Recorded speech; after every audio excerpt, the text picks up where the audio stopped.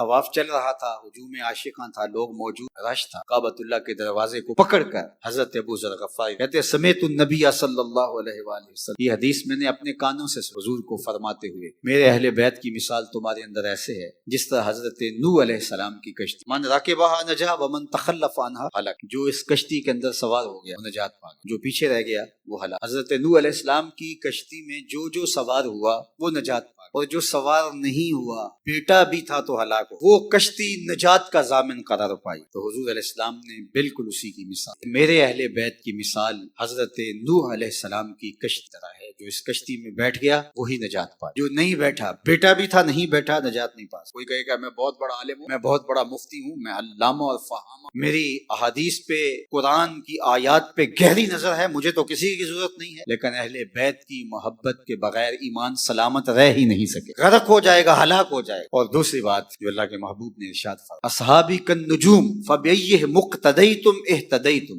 میرے تمام صحابہ ستاروں کی طرح ہیں، جس کے پیچھے چلو گے منزل مراد پالو گے۔ حضرت امام فخر الدین رازی فرماتے ہیں کہ سمندر میں ساحل آشنا ہونے کے لیے کشتی پہ بیٹھا جاتا ہے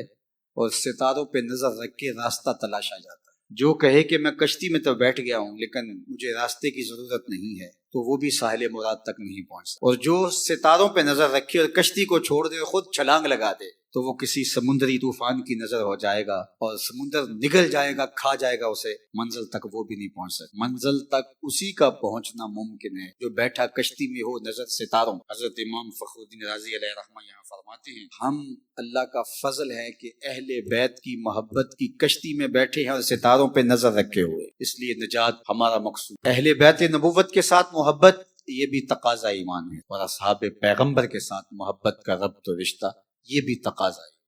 سیدنا علی المرتضی رضی اللہ تعالی عنہ سے مروی ایک روایت نہج البلاغہ میں بھی موجود ہے، مسند امام احمد بن حنبل اور مشکات میں موجود ہے۔ حضرت علی المرتضی خود بیان فرماتے ہیں، حضور نے مجھے دیکھ کر فرمایا تیری مثال حضرت عیسیٰ کی مثال ہے، کیونکہ حضرت عیسیٰ کے معاملے میں دو طرح کے لوگ برباد ہو گئے، ایک بغض رکھ کے برباد ہو گئے، یہود جنہوں نے حضرت عیسیٰ کو شہید کرنے کے، قتل کرنے کے، صلیب پہ چڑھانے کے منصوبے تیار کیے اور ان کی والدہ پر بدکاری کی تہمت لگائی، اور ایک طبقہ جنہوں نے حضرت عیسیٰ سے محبت کی اور محبت میں اتنا آگے بڑھ گیا کہ ان کو ابن اللہ کہہ دیا، اللہ کا بیٹا کہہ دیا، تو وہ محبت میں اتنے بڑھے کہ گمراہ ہو گئے۔ تو فرمایا علی تیری مثال بھی ایسے ہی ہے، تیرے معاملے میں بھی آ کے دو طرح کے لوگ برباد ہوں گے، ایک محبت کر کے برباد ہوں گے، ایک بغض رکھ کے برباد ہوں گے۔ یہ ترازو ہے، یہ حدیث جس میں ہم اپنے آپ کو تول سکتے۔ کہیں ایسا تو نہیں ہے کہ حضرت علی المرتضی رضی اللہ تعالی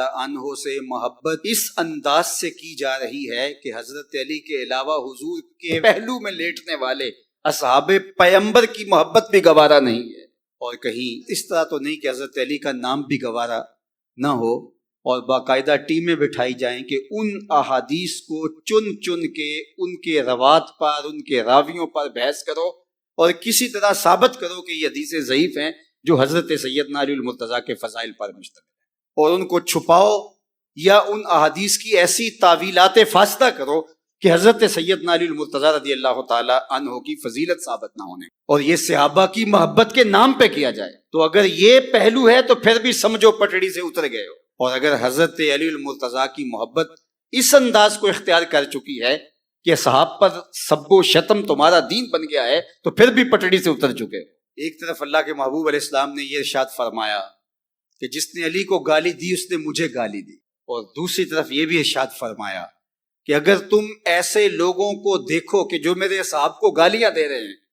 تو تم کہو لعنت اللہ علی شرکم،